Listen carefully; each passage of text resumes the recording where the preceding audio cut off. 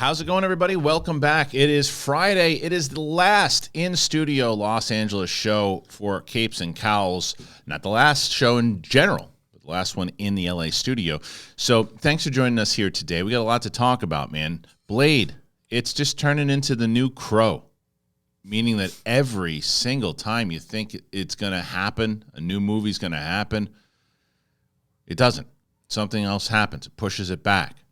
Well, finally, The Crow is getting a reboot, and it's coming out soon, but it took like 27 years or whatever to finally get this thing made. Well, now Blade is running into the same problem. This lost a director. This time it says it's because apparently the director was being difficult. Is Jordan Peele going to step in? That's a rumor, but we'll see. The Boys, Season 4 has debuted. I have not had a chance to watch it yet, but Winston and Coy have. And not only to hear their opinions, obviously, but it's one of the lowest rated seasons so far. Still positive, still fresh, but one of the lowest, if not the lowest, thus far. We'll see what the guys thought about the first few episodes. Booster Gold is getting a TV show, obviously, and it looks like we have the writing team now. How do we feel about that writing team? And there's other things that we'll discuss. So thanks for joining us here today on the show. If you haven't already, please subscribe to the channel. Hit the button. We are at almost 150,000 subscribers. Hoping to get there pretty soon. If you hit that button, that'd be wonderful. All right, let's get into it. It's me, Winston, and Coy. Here we go.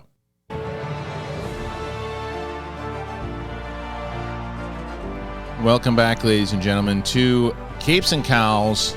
Big thing. Myself, Winston, and Coy.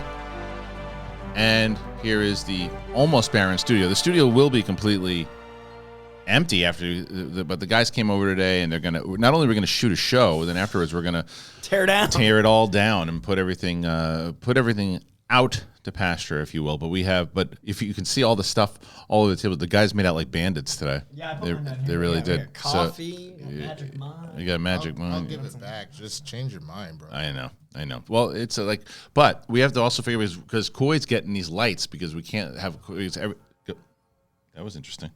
Just turn on AI there. AI. That's Winston's new laptop. Yeah, there it is. It just woke up. It's become self-aware. I know. We have It was now, minutes, bro. Yeah. Wow. Coy has new lights now. These lights right now. So we're gonna make sure that not only does his place look pretty good. Winston already has a pretty great setup, but Winston and Coy's going to be going over Winston's to shoot Capes and Cowls, and then those guys will be in the studio together. I will be in New York, and we'll still have the back and forth. Obviously, we'll be able to do things each and every week, and that's it. That's the final LA show today. So let's. Well, before we even get started, I got so I was late today, and I actually have a funny story as to why. Oh, sure. It's not even funny. It's just weird, effing wild. Oh, okay. So I'm running out the door, trying to get over here, and all of a sudden I see that the stairwell to get out is completely blocked off, and I go to call the elevator won't come up, and I'm like, what the hell is happening? My girlfriend sends a message to the building being like, I'm on Citizen right now, and it says there was a burglary in the building. The police are like involved now. And I was like, really? And so I'm looking around, and I do see some cops walking up, and they're talking to the building manager, and I'm trying to figure out what's going on. And I also see that one of my neighbor's furniture is all out on in the walkway on the floor above me. And I'm like, we kind of have like an open courtyard. I'm like, what the hell is going on? And so I finally get the building manager when he's done talking to the police just to ask what's going on. And he goes, well, the person in the 4th floor apartment with the balcony overlooking the stairwell had a full mental break and proceeded to all over his balcony and start throwing it on the neighbors' balconies, all on the thing down there, and it's considered vandalism because he has literally thrown doo-doo everywhere. And my the neighbor below him that he was throwing it all on. That's a kind word for what he did. Right. Well, I'm trying not to swear for the last show. No. I said vandalism. Vandalism is real. Well, but that specifically, as far as it's a crime at that point. No, I know, but I'm saying it's a kind. That's a nice. It's like a biohazard. I feel like vandalism is the lowest of the. How about inhuman? No, exactly. But it's this poor 80-year-old man that just goes to shit. No, not that had the break. This is like a 40-year-old dude that had a full mental break. Got hit in the head. The 80-year-old got all over his patio furniture. Oh, not in his head. No, it did hit him. Poor all of this. This dude just goes out, smokes his cigarettes, and bothers nobody. The old man, and he just got rained all over his entire patio. And this is what you're leaving, Christian. This is what you're leaving. Is this? You're like, you should stay. Let me proceed to say this story. I was going to say, let's rewind. Reconsider. Oh, after that story, I'm in. Tell you a story about Los Angeles. You think that people don't ish all over the subways in New York? That's true. But now, I'm New York, not it's living just, there. It's Do you just have stacked. to take the train into work? Doesn't matter though. But my kids don't have to deal with That's that. true. You're going to be taking a train into my where kids people have to poop deal each with other. that type of stuff. Like even yesterday, Who's doo-dooing outside your house? Dude, there was something going on last night. It was there was like gunshots or something last night. I got like the note. I got the notice on the ring. There was like, did you hear on the 2 streets that there was like gunfire? And I'm like, get out of here. It's time to go. It's time to go. That's crazy. This city is just going to the dumps, like all over the place. Doesn't matter where you live. Literally, it's going to the dumps, to the ish. But anyway, okay. So let's get into some of these stories, and here's the first one, and it's Blade, man. All right, Blade faces yet another setback as director Jan Dimanche departs the MCU reboot. Now, the movie is still set to be going ahead, but Marvel Studios' Blade reboot has faced yet another setback with the departure of the director. Mark Cassidy writes, Blade has been plagued by production ever since it was announced over 4 years ago. Going through a number of directors and writers, the project finally seemed to get back on track after a recent Production Weekly update claimed that the shooting was set to commence this fall. But then we later learned that a new writer was being sought to give the script yet another major overhaul. Marvel mainstay Eric Pearson from the Fantastic Four is said to be working on the script, but the studio has now another spot to fill because earlier this month, a rumor claimed that the production had completely restarted because key players involved with the reboot are dissatisfied with the script. We're not sure if this was on the level, but The Wrap is now reporting that yet another director has parted ways with the project. Though his departure was said to be amicable, Jan Dimanche will no longer helm the movie and is said to have stepped away a while ago. Getting Blade right is much more important than getting the film out. The pressure to produce as much content as possible has lifted the studio and is now beginning to release just 2 films per year, which gives the team at Marvel some breathing room. Despite the new setbacks, the movie is still set to be moving forward with Mahershala Ali attached to star. Ali's last update during an interview with EW was positive. He said, we're still working on it. That's the best I could tell you. I'm really encouraged with the direction. I think we'll be back at it relatively soon. I am sincerely encouraged in terms of where things are and who's on board and who's leading the way as far as writing the script and directing and all that. So that's the extent of what I can tell you. Dimanche, who stepped in to replace Bassam Tariq, previously confirmed that the movie will indeed be rated R. I'm excited to show ruthlessness, roughness. He allows him to walk in a particular way, and I love him for that. All right, so here's a follow-up. Now, there are more details on Jan Dimanche's exit. Apparently, the filmmaker was described as difficult to work with, so amicable no more. Following the news that Jan Dimanche has exited Marvel Studios' Blade reboot, there are new details about his exit, including a clash with Mahershala Ali. Josh Wilding says Marvel Studios announced it was developing Blade reboot during a memorable Hall H panel at 2019. And Mahershala Ali hit the stage to close out the panel alongside Kevin Feige, confirming he would play Blade. The pandemic followed, as did a voice cameo in Eternals, but development on the reboot has since hit more than a few stumbling blocks. So in terms of Eric Pearson penning the latest draft, Bo DeMeo, Strasberg, Nick Palazzolo, Michael Green all took a crack at the screenplay. Yesterday evening, the reboot was hit another blow as the director left. According to Jeff Snyder, Ali is said to have grown frustrated with the director. While he's considered a talent behind the camera, the report claims that Dimanche is also very difficult to work with. The scooper adds that he and Marvel Studios parted ways in March. Kevin Feige is said to have been searching for a writer and director ever since, though it could be they'll eventually get the same person to do both. Last we heard, Blade will be a grounded, gritty take on the character rather than an effects-laden blockbuster, which runs the risk of feeling more like the same from Marvel Studios. Dimanche previously confirmed it will be R-rated, and we can't imagine that that's changed. So, while some feel that Blade is cursed, the movie did get caught up in the pandemic and last year's Hollywood strike, so the fact is that it's yet to materialize. It's not too surprising. Still, it's not hard to be a little concerned.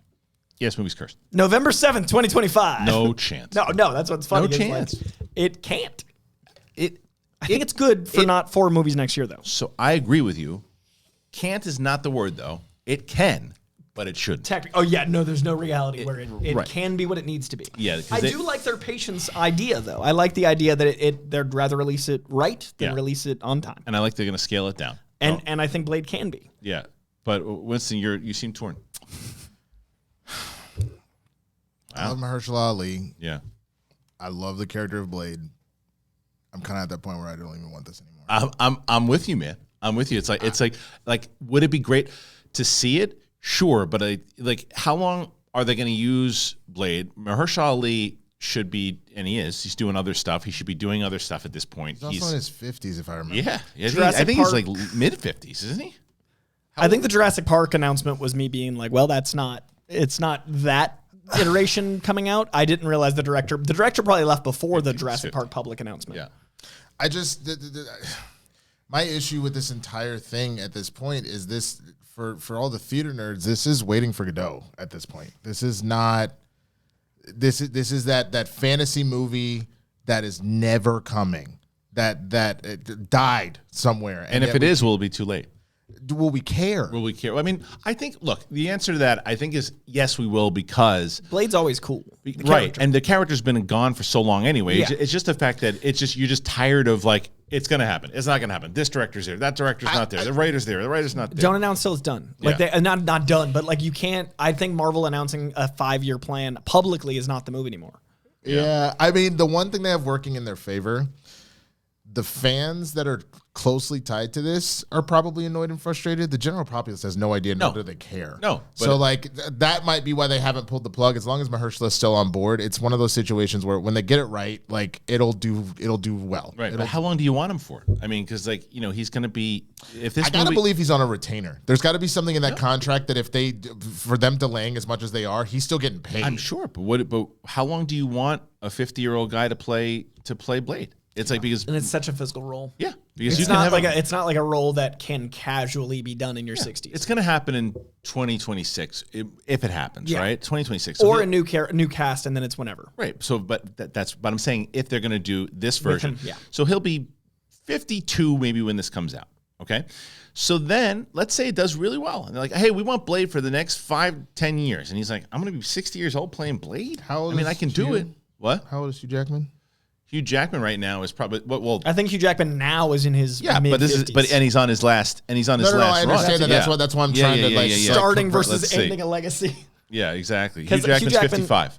So that's the thing. You're telling me that Mahershala's then got to do the chicken and rice diet for the next 10 years at 52? Right. Like, 52 to 62, bro. I'm trying to eat every steak that my little heart will allow. Right. And he's and Hugh Jackman did it for one last run at 55. Mm-hmm. One last run at 55. Which what we know for a fact he's in Deadpool and Wolverine, and then there's maybe an offshoot possibilities in Secret Wars. Probably. Yeah, sure, Because he probably will, especially if Sean Levy winds up directing it, or whatever one he wants. But they'll let him keep his sleeves on then. Who cares? But that's what I mean. Like, dude will be 57. Right. Don't make him do this again. I already worry about it. Right. It doesn't. But so Mahershala Ali is now, if he's going to do it, and it's not going to probably be as intense as Wolverine, but still, it's like he's like, look, guys, because when he signed on, he was 46 or whatever he was, 45.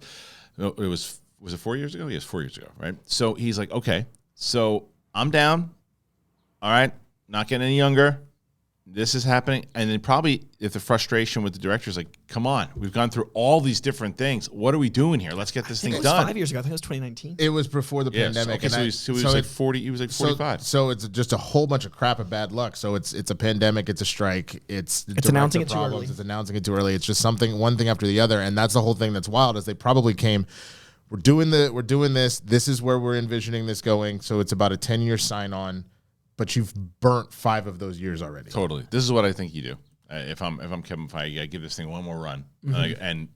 The rumor, Rocha tweeted this thing out, and I don't know how true it is or not, but he's kind of hinting at the idea that Jordan Peele could potentially take over. That'd be great. If you can get Jordan Peele to do a Blade movie, because he's already doing a vampire movie coming up, though. But if he's gonna, isn't he? Oh no, that's Ryan Coogler. That's Ryan Coogler. Because Ryan Coogler's making Blade. That's Ryan Coogler. Not all black directors look alike. I knew you were gonna say that. I knew you were gonna say that. Well, I had to get one more in before you go, bitch. But no, you're right. It's Ryan Coogler. But Jordan Peele is him doing Blade would do so much for it. He can work within that budget. He can make it really fun. He can make it dark. and you could trust him to make a pretty good movie, and you'll get a lot of eyes on it because you'll add a little bit more of it's Jordan Peele. It's a Marvel movie and a Jordan Peele movie. Sorry, do we still have a writer? Yeah, it seems like they still it's. Who knows? I think so. Because if you bring in Jordan at that point, it's not to say that this other writer probably wouldn't do it. Just let him write direction. Let him do the whole thing. Yeah. But if you get Jordan Peele to do it with Mahershala Ali and you can get it done by the end of 2025 or 2026, then you go forward with his plan. If you can't, and it falls apart again, if I'm Kevin Feige, I'm going to Mahershala Ali, I'm going, look, man, here's the deal. We want you in Marvel. We don't want to keep stringing you along. Here's a role. We'll pay you shit ton of money to do it. This is what it is. It's not Blade, but it's something else. He'd be a fun Mr. Sinister. Right. You actually would be a pretty damn good Mr. He's got that like quirky anger bubbling under the surface. Like I could see Mahershala crushing that. And then you do Blade in like whenever you can. Right. And you cast a 20, 30 something. Right. Not 20 early, but like late 20s, early 30s to play it for a while. Actually, I don't even know if we're like, because that seems like a deep cut and you just explored this villain in X-Men 97. He would be a great Bastion. Oh, it'd be incredible. Because I'm still stuck on Ryan Gosling as Sinister, but if you put him as Bastion in the sense of on top of that, with Bastion feeling very fish out of water, feeling like because he is sort of a mutant in the way that they portrayed him, at least in 97, and feeling that hate, but then the hate spurning on his hate for mutants and all that, there could be a really interesting tale about with Bastion then being a black man, if you have a similar type situation where he is kind of getting ished on, but then all of a sudden he himself again goes against his kind more or less. Like I think that would be a really interesting dynamic to do that if you're going to recast him as something like especially if Charles and Magneto are black. Yeah. Because I do feel like that's like the more modernized. I don't know what they're gonna do as far as the Holocaust being 80 years ago. If they have the Jewish element of Eric be so essential, like I don't know how that's gonna go. But it would be interesting to have those kind of overtones if they want to keep any of the. But either way, you if you can't get it done, you see if you can get it done within the next Start year, over. and then you just start over. You can't if there's another fall through. I'm looking at it going, okay, maybe this thing is jinxed. Maybe we're not supposed to do this version of it. We obviously want to be in the Mahershala Ali business. The guy's a tremendous actor. He's been playing ball with us for the last 5 years. Let's offer him something else. Also, you lost like Mia Goth was a villain. There was a male villain. Like the script has clearly changed so much because we've had like 3 different villains rotate through. Yeah. I don't know. It's the ship of Theseus. Like at what point do all the parts change enough that it's a new thing? Just make it a new thing. Like, is it not already? Like, if we don't know what it ever was, so maybe it's time to just start over. Maybe so. And you give it, like I said, it's got an expiration date at this point. What sucks is Mahershala is so perfect. He's perfect. Like, if you look at a picture of him with or without sunglasses, in or out of a trench coat, like every piece of him, I'm always like, man, that's Blade. But you also give him tons of props as well because he's been so patient. Yeah. And at what point, if I'm him, going, I'm done. And I would argue, I'm done.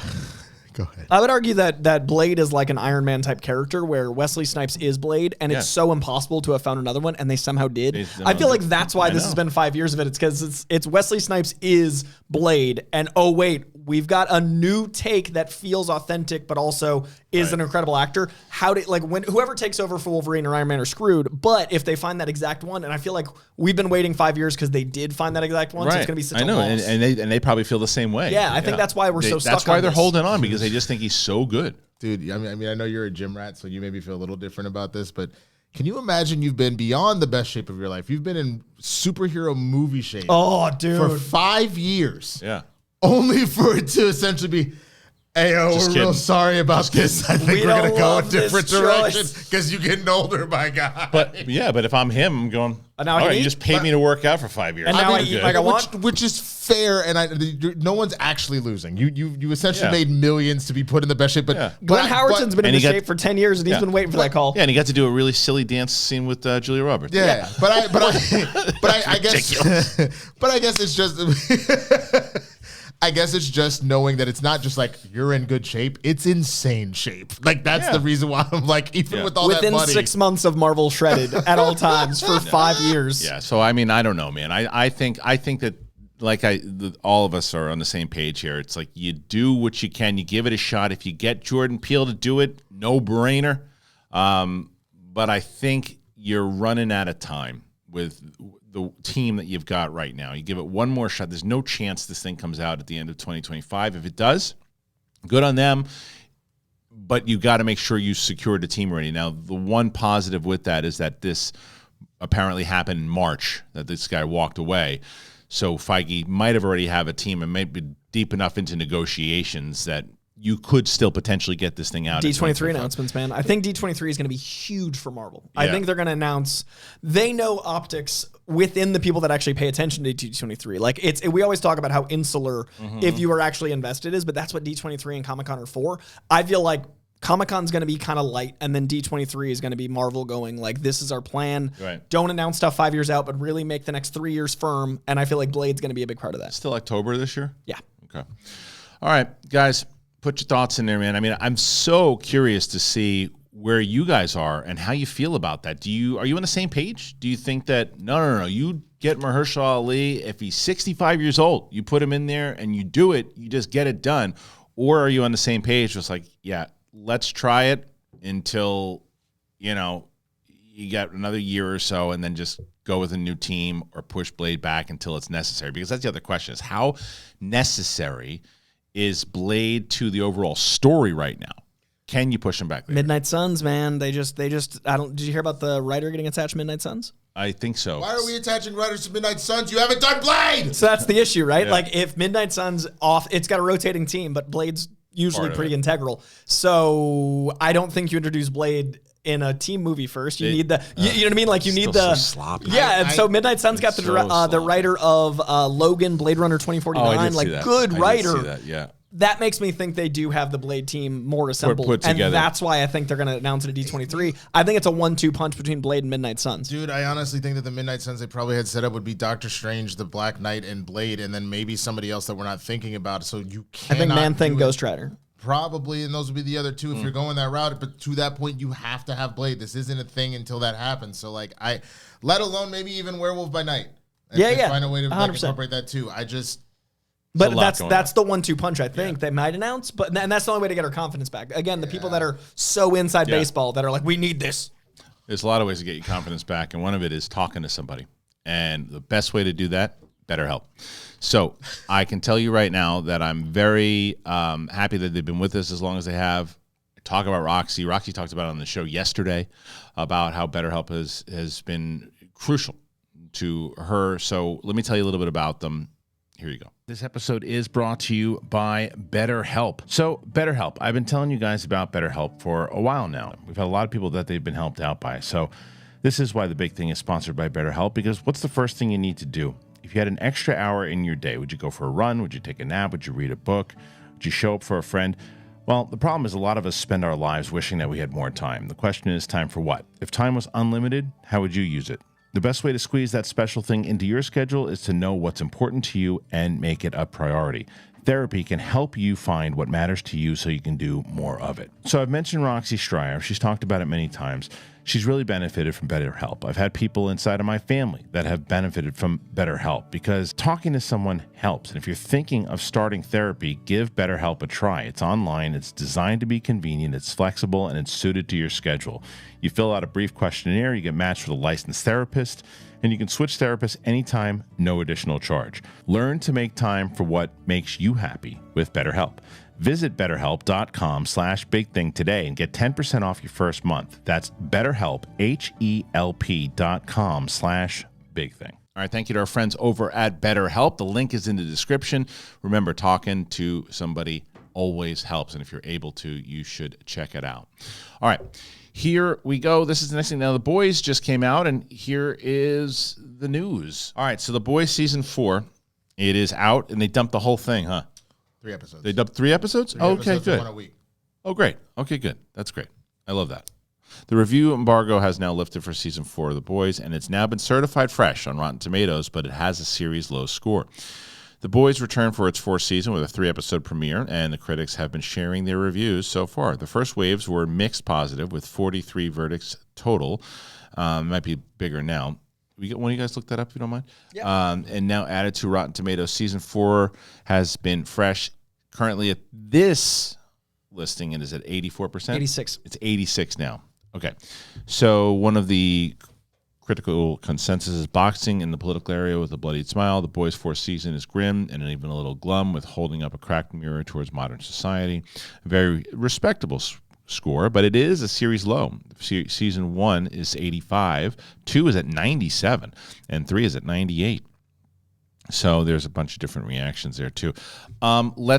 Let's just start with the guys here because, like I said, I haven't had a chance. I will catch up to episodes 1, 2, and 3.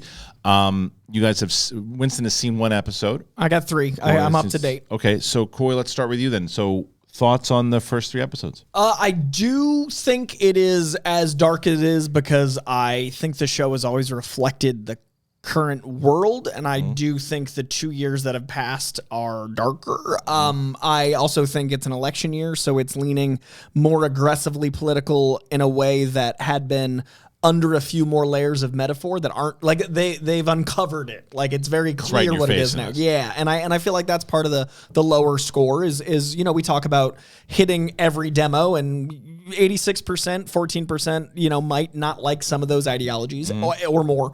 And I do think it's probably the most angry season. Like it definitely feels statement-y. It feels not only statement, but also like, hey, audience, please start paying attention. Like, and that sometimes feels like, a lot. Preachy. Yeah, so it's a pretty aggressive opening. Okay, Winston, do you feel the same on episode 1? Just off of 1 episode, no per se, but I see the setup of going to that place. I mean,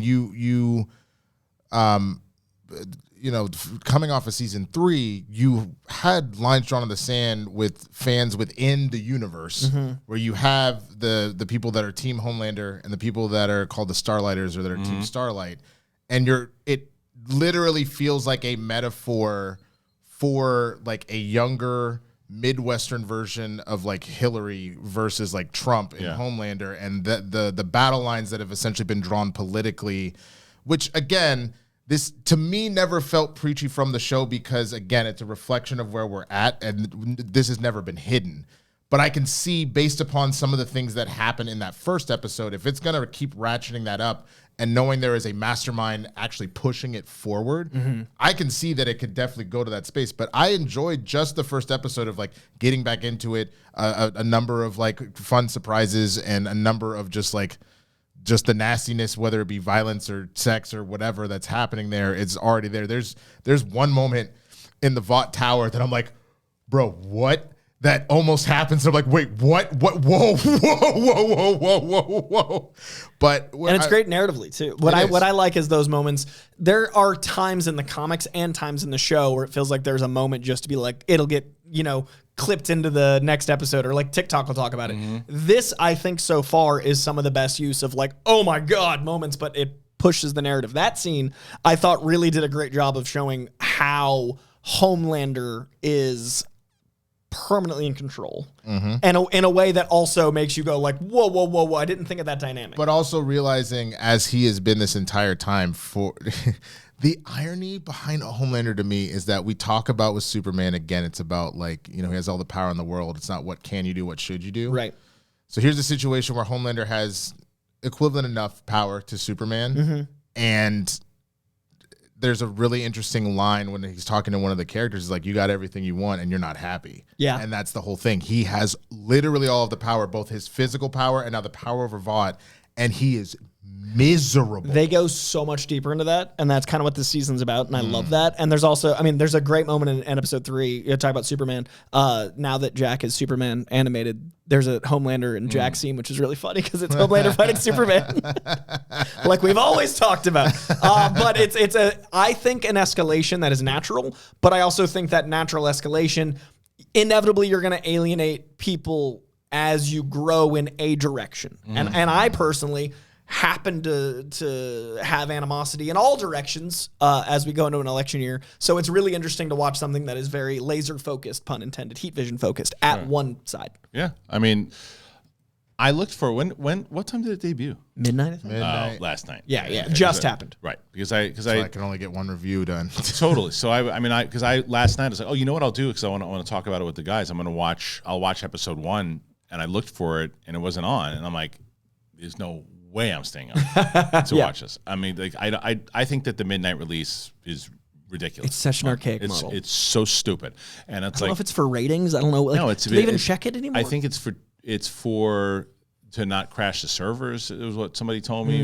They put it out at that time, and there's also I think they're also probably paying attention to international viewers too, which is totally fair. But if you're going towards to not crash the servers. So you're telling me that we're between AI, Amazon, crypto, right. Amazon, Google, Apple, we have essentially killed the planet to have all these storage facilities, and you can't figure out how to make your servers work. Also, there's the issue. I don't know how true that was. I think the spoiler issue is a bigger issue. Is like if you don't watch it when it airs, the internet went from like we'll give it a week to we'll give it a day to like I hope you're watching it live. Like the internet is which is why I still stand by we at should go back to 1:01 a.m. But it really makes me realize how proud of myself I am. I have not because I don't get spoilers anymore because I don't pay attention to Twitter anymore. I just don't pay attention to it. I need to delete Twitter. Yeah, it's just so. I've got so many accounts muted. I don't really get spoiled. I post stuff and then I just run away. And I take like I just do it. It's like okay, here's our latest episode of this. So I'll retweet something that that I know is coming in for me that I like. We're doing that live event with Dan Merle, so I'll do that thing and. And it's just it has uses, just not many. Yeah. What was the final vote on the poll? It was like I think you wound up winning by like 8% or something. Okay. Yeah, it was we did Bad Boys 1. Bad Boys 2. I agree. I think I need to see 2 again. I just remembered I think Michael Bay is the worst. And that's the most Bay movie. The easiest way to look at it, man, is Bad Boys 1 is the epitome of just like a 90s action comedy. Yeah. Which, to be honest with you, the comedy turned down just a little because even though Martin and Will are peaking their shows and they're starting to do these big budget movies. Is there more action in the second one? There's way more action in the second, but there's also more comedy because at that point they are fully matured into themselves. Their relationship is better, and so that's all. It might have been an unfair assessment. I don't know. I remember not like back in the day just not really caring about it, and I think it's because I was so surprised to how much I enjoyed 3 because remember just great. Have a connection. Because remember, did you see 4 yet? Yeah, loved it. Great. Okay, good. Yeah. Like one day. Yeah, it's one of those. I think that one's going to grow on me. I think 4. I think you guys should go and watch my ranking the franchise. I actually did a full ranking of the 4 movies. Took him 2 days to edit. Took forever, but it was totally worth it. Good. See, I pay attention on Twitter. It's dangerous. Well, so when it comes to The Boys, I ask you guys when you're watching here, what are you thinking so far? You like it? Not like it? Is it perfect? Is it too political? What say you? Put your comments in there. Let's talk about it. Let's switch to DC, man, because there's some DC news, and we can start with this. Creature Commandos announces the premiere date, guys. Characters will reportedly appear in Superman. More characters in Superman. Some exciting DC news here. Warner Brothers announced the premiere date for Creature Commandos, and we're also hearing that some of the characters are going to appear in Superman. So Mark Cassidy writes, after months of speculation, WB finally revealed when James Gunn's adult animated series Creature Commandos is set to premiere on the Max streaming service today during a film festival panel. Though we don't have an exact date, it was confirmed that the show will hit in December. So Creature Commandos will be the first project to be released under the DCU banner ahead of Gunn's Superman next year, and the studio reportedly confirmed that the characters from the show will appear in the live-action Man of Steel reboot. When members of the makeshift Monster Squad make the jump to the big screen remains to be seen, but we know that Captain America, the Winter Soldier actor, Frank Grillo, will appear as Rick Flag Sr. in Peacemaker Season 2, so he might be a pretty safe bet. The series is also going to feature Guardians of the Galaxy Volume 3, Maria Baklova as Princess Solana Rostovich, and Indira Varma as the bride, with Zoe Schaus on board as Nia Masarsky, Alan Tudyk as Dr. Was it Phosphorus? Yep, Phosphorus. David Harbour as Eric Frankenstein, Sean Gunn as G.I. Robot, and Steve Agee reprising his Peacemaker role as John Amos. Now, Sean Gunn will also voice the Suicide Squad's Weasel, though we're not sure if he can actually speak in anything close to full sentences, and Viola Davis is expected to return as Amanda Waller. Okay, so when we get this show, this is going to be a James Gunn special, obviously. It's going to be an adult-oriented, kind of crazy, another, I don't know if it's going to be Peacemaker-esque. You guys know this property better than I do.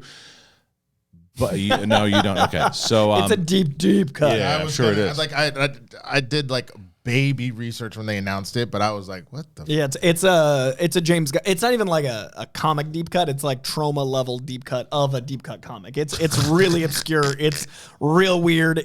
But it's very James Gunn. I think it's a bold swing to establish a tone of a universe by making something that's so specifically you. I think it makes sense to do it animated because I don't think you get the budget for how much. It's almost like Guillermo del Toro-esque in its character choices. So animated's going to work better. Does it make sense to put these characters in Superman? I don't think a lot of the characters will be in it. I think 2 or 3 to establish that it's a shared universe. I think it's going to be... Nothing important.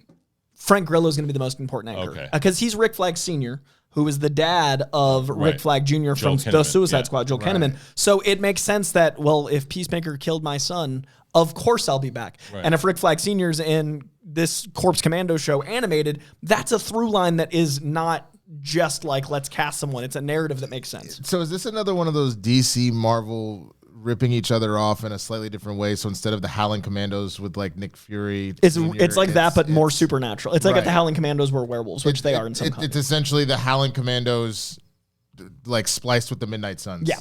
So imagine Midnight Suns as a team, but it's a little bit more altruistic, but they're all weird personalities and they're all monsters. Or Scooby-Doo. Yeah, it's definitely Scooby-Doo vibes.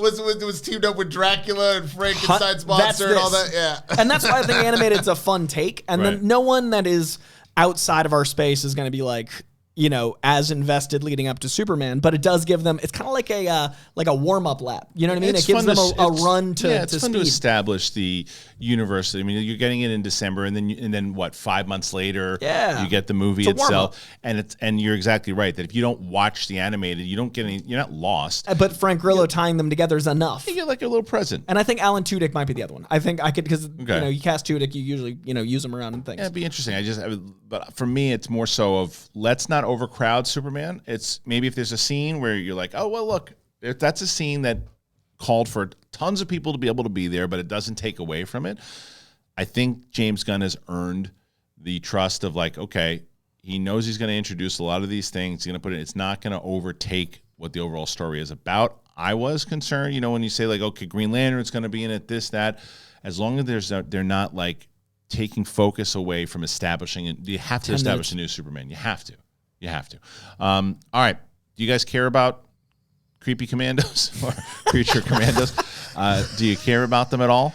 Creepy commandos. What do you think? Do you think this is going to work? Do you think that it's going to be fun? Are you excited about it? Do you want to learn a little bit about it? Tell us. Let's stick with DC.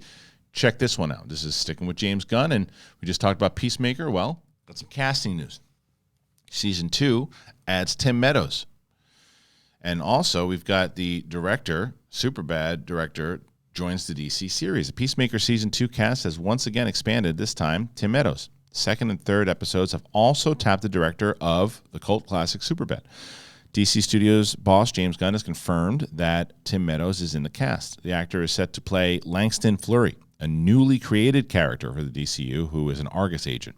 It's also been confirmed that Superbad and Confess Fletch director Greg Mottola has boarded the show to direct the second and third episode of Season 2. We know Gunn will helm the premiere. He's done so during production of Superman, but the rest of the directing team has yet to be revealed. So they welcomed Tim Meadows to it via Instagram. Said, ever since seeing Day Trippers back in the 90s at Film Forum in New York, I've been a huge Greg Mottola fan through Superbad and much more, which we needed a director for episodes 2 and 3 of Season 2 of Peacemaker.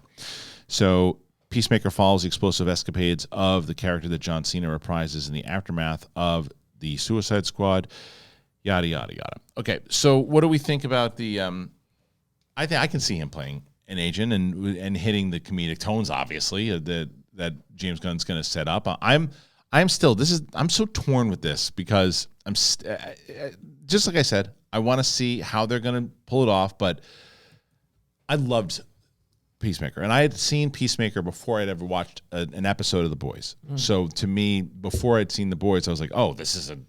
When is this supposed to drop? Peacemaker? I'm not sure yet. Not this year.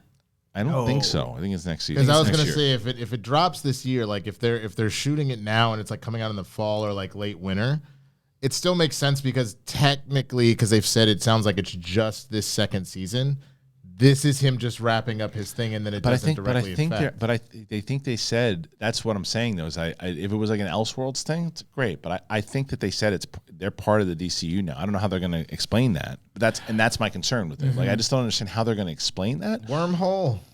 I'm so tired of one of wormholes. I know. One of the helmets maybe goes interdimensional. Yeah. I don't know. Got a lot of helmets. Yeah, but Waller tries to choke him out, and she's got her hands gripped around his throat, and then the helmet goes off, and they both get transported to this new universe. And you're like, great, a whole new Superman I got to deal with. What do you think about A, the casting, B, where they're going to go with I think the casting's great. I think he's so funny. He's an actor that you see pop up and stuff. You're like, oh, good, this is better for it. Right. Greg Mottola, I think, is a really good director. Fletch should have gotten a theatrical release. It should have been bigger. Is it one with Sean Hamm? Yeah. I think Fletch is such a fun franchise, and they fought to get that made for so long, and then, I still think Jason Lee should have played him, because Jason Lee is Chevy Chase. And he is Fletch. We should have Fletch won. Yeah, W-O-N. you know what I mean? Yep. Yeah. And I wanted that so bad. And Kevin Smith wanted to make it. Like, Kevin Smith doing Fletch with Jason Lee is one of the great we digress. Anyway, but I think Peacemaker will have a logical reason, but at the same time, I know there's a scene with Aquaman boning fish, but I don't think of that show as being DCEU. I know it canonically is, but other than that one scene, it didn't feel like the DCEU. It didn't feel like it put itself in that world. The Suicide Squad doesn't even feel like DCEU. So other than Harley Quinn, it was better. Yeah, it was. the Suicide Squad? Yeah. And Peacemaker. Yeah. Other than Harley Quinn tying to the original Suicide Squad and Joel Kinnaman, but again, it felt very different and better.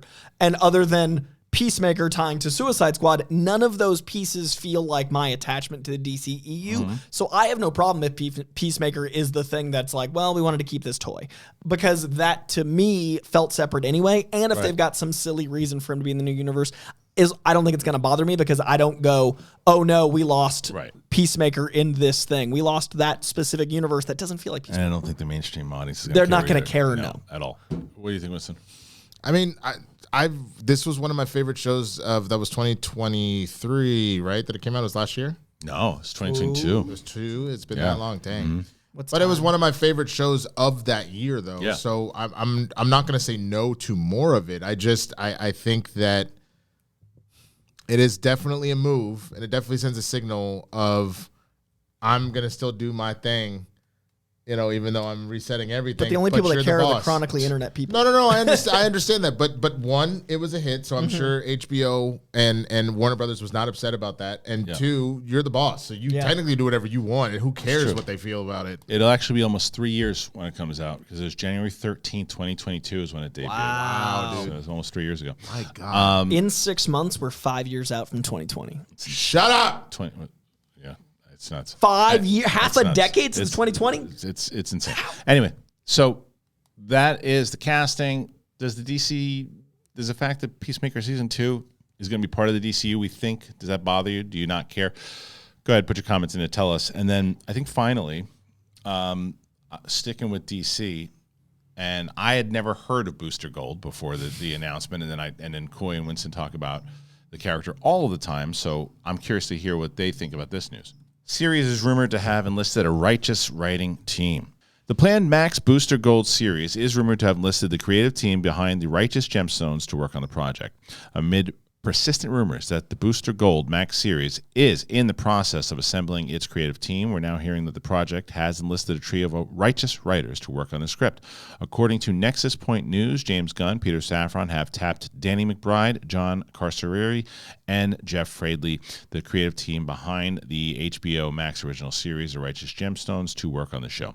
If accurate, this might lend some credence to a previous rumor that the team's frequent collaborator, Jody Hill, was hired as a director-showrunner. Gunn recently shot down a report that production was set to commence in July, but he did reveal that most of the DCU-based shows currently in the pipeline have set their creative terms. Back in 2022, Gunn asked his social media followers which character that has yet to appear in the DCU they'd most likely to see, and Booster won by some margin. Interestingly, Booster was the most requested character when I asked people on Mastodon what character they'd most likely to see on screen. I'm not creating stories by public vote, but I found it fascinating nevertheless. A Booster Gold feature from Greg Berlanti and Jack Stearns was in development before falling off the radar back in 2019. As for who fans would like to see play the time-traveling hero, Chris Pratt seems to be a popular choice. The actor was asked about the possibility of suiting up as Booster in the DCU during a recent interview, and while he denied having any discussions, he said, if James thought I was right for it, then I'd have to consider it. Booster Gold and Skeets appeared in the Smallville episode of Booster, portrayed by Eric Marsloff and voiced by Ross Douglas. Respectively, Scrubs alum Donald Faison also played another take on the character in the series finale of Legends of Tomorrow. Booster Gold is one of comics' popular cult heroes, Gunn said. He is a fascinating guy, and he's a loser from the future who uses future technology to come back to present day and become a superhero so that people will love him. It's basically the superhero story of imposter syndrome on an HBO Max series. When is this supposed to come out? Doesn't say. Okay, because I would argue, but though he may not want to just jump right into another superhero thing, I still say Anthony Starr is the perfect person to play Booster Gold, personally. I think that just knowing Booster apparently Gold's he met with, and there was a rumor that he met with Gunn recently, and they started following each other on Instagram and everything. So maybe, but yeah, will he be too tied into Homelander though? I think he's got too much darkness behind his eyes. Booster Gold's dumb, but he's not dark. I liked Billy Magnuson, man. I think Billy Magnuson is Billy Magnuson. It could be like Downey for Iron Man. I'll show you. I'll bring up he's a picture. perfect. I'll bring up a picture. I honestly, the look, the age, where he's at in his career, the physicality, every role he plays, I think like, man, this guy should be a specific type of superhero. It's this. I mean, to me, this is Booster Gold. Oh, he was in Roadhouse recently. He's in Game Night. He is incredible. He was great in Game Night. Yeah, I love him as the other prince in Into the Woods, the great sing. Oh yeah, that's right. Him and Chris Pine having a sing off, and he's literally just the other prince. To me, this is like one of the great potential castings. I agree with you. I think it's great casting. I think that would be definitely good. I don't know enough of his work to like the look wise. I'll give it to you. I don't know acting wise. I understand what you're saying. Hilarious. It's hard to play dumb well. Yeah, no, I get it. And he's also in Aladdin, the remake. Yeah, and he played like a pretentious prince that like thought highly of himself. Yeah. I want which one? He was the one that was supposed to get. He was going to get married to Jasmine before Aladdin. Got it. Yep. Okay. Another. That's a great Booster Gold performance. Another one that would actually be pretty good. But again, it depends on if he would even be interested because I know he's got other stuff going on. Old boy from Hamilton and Matrix, Goff. Oh yeah, that's fun. Jonathan Groff. He's the one he plays Mindhunter too. He's so he good. He plays King George, right? He's George, and then he's Agent Smith in the new Matrix. He's so good. He's great. He would crush it. And they're very similar types. I do think though. I mean, really good choice. I think that Billy Magnuson is perfect. It's career-wise, too. I want James Gunn. I hope JamesGunn has thought about that. Me too. I've been tweeting. I've been TikToking. I've been trying. I've been like pushing it as hard as I can.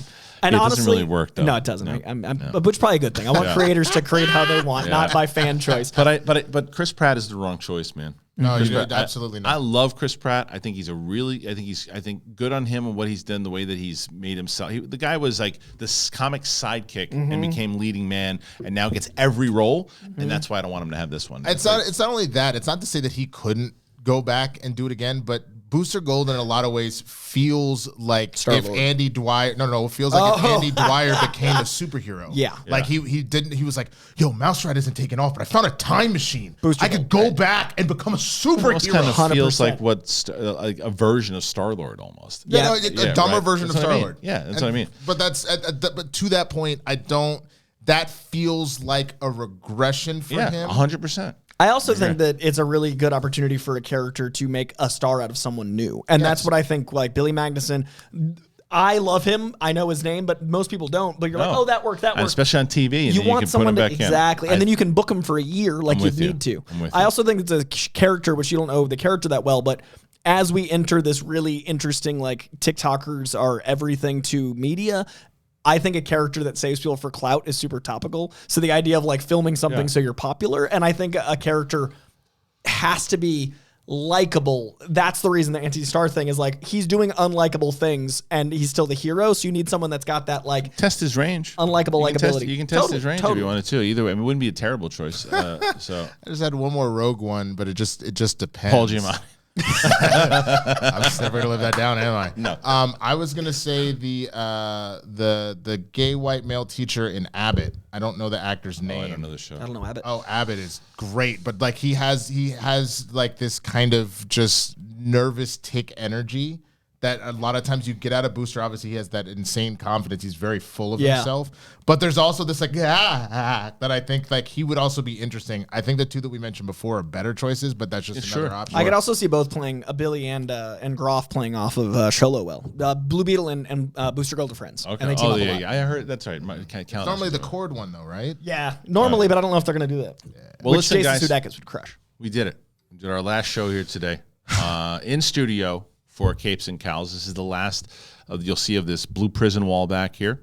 We'll get a new prison wall in just a little bit, but it'll be changing up and evolving over in the New York studio. But we'll be doing more stuff with Winston and Coy. As I said, Winston and Coy will be in the same room together hopefully next week. I will be in New York. We'll go back and forth on the show. So I want to thank the guys for being here today. Where can they find you? Start with Winston. Little win, I guess it looks like, from the way that we're set up. Look at that. On the last one. Yeah, like that. Yeah. Like a cat. Big throwback. Yeah. You can find me all over the place. My Instagram just hit 11K followers, so definitely go follow me over there, which has been really cool. My YouTube is definitely on and popping. I've done a few little cosmetic changes on there and made it look a little, just designed my own banner from scratch, which is pretty cool. Stop paying people for other stuff. But real talk, come check out all the content I've been doing. I did a full cover rewatch of Bad Boys and then the review of that. I'm going to be covering everything from The Boys to The Bear to House of the Dragon. And then on top of that, I've been doing my what I'm calling the MFU, or the Marvel Fox Universe. I'm doing a rewatch of those and talking about that leading up to Deadpool. And eventually I will also rank that essentially that franchise, rank all 20 of those movies once that's all said and done. So come check all that stuff out. And when you ask Winston, what if you say, well, what did Winston do? Which one did he rank number one? I would say, I wish I knew. I wish I knew. Well, if you watch the videos, you would know. Man, I haven't thought of I wish I knew in so long. Throwback. What other stuff did we had? I wish I knew. He needs some milk. That was a big one. That was a good one. But that was SEN. Yeah. The Top Gun guy. Right, we can do a clip show. Let's do a clip show. Let's be serious. Go ahead. I want to be serious. You can find me, and I'm waiting for whatever there it is. I was like, what's the sound that's going to be serious? Sink ball's not showing up before we leave. No, we don't have it on this one. The I wish I knew feels like ours. Like that to me feels like Capes and Cowls. You know what I mean? Like I want that to be our legacy live in studio. Is I wish I knew. I am at Coyjandro on YouTube, and I am doing every episode of The Acolyte. I am doing every single week. I read 50 comics, so you don't have to, and I give you my top 9 comics that I think you might like, and I break them down. I also preview that week's books, and I'm reviewing all the major movies. So I'll be doing Inside Out this week, along with The Acolyte episode 3 that just dropped. So my YouTube, like 5 videos a week. I'm so tired, so please follow over there. Before we go, I will say this: there was an article that I missed. That it said there's 3 rumored names for Booster Gold. Did you? I have not seen that. No, I did not. All right, so the 3 fan casting or credible source? No, this is what it says. It says why we strongly recommend taking the following with a pinch of salt. Film front claims to learn who the 3 front runners are. So this is what they say. So according to the site, it says that Dylan Playfair, Finn Whitehead, and Patrick Schwarzenegger are all screen testing for the role of Booster. So Patrick Schwarzenegger was Golden Boy in Gen V. Yes. Which is fitting. That actually is. That's a great. Those are all 3 of those. Oh, thank you. I don't know these guys. So, look, it goes to your unknown. It goes to your unknown. Yeah, I don't know. The first kid looks like. That looks pretty. Yeah, that's definitely a new Lucas Till type. Yeah, so I don't know, but anyway, it's so funny. We've hit an age where I'm like, this new generation of actors. I get kids. One of 3. Yeah, we're hitting that. Yeah. Anyway, so I'll put that picture up, but put your comments in there if you think any of those are potential, or is it going to be someone else we didn't talk about. Thanks for joining us here today. Really appreciate you. For Winston, myself, and Coy, we'll see you on the flip side. Bye.